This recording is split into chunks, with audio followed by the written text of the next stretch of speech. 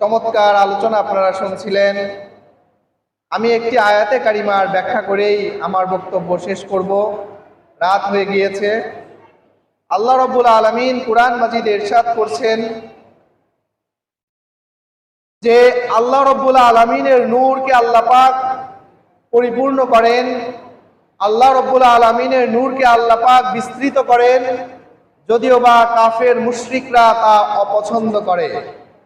আমার আল্লাহ রাব্বুল আলামিন মিলাদুন নবী জারি রেখেছেন, জারি রাখছেন, জারি রাখবেন। আমরা সকলে বলি সুবহানাল্লাহ।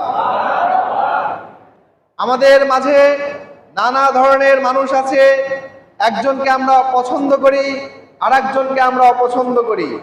একজনের প্রশংসা শুনলে আমরা খুশি হই, আর একজনের প্রশংসা আমরা শুনতে পারি না।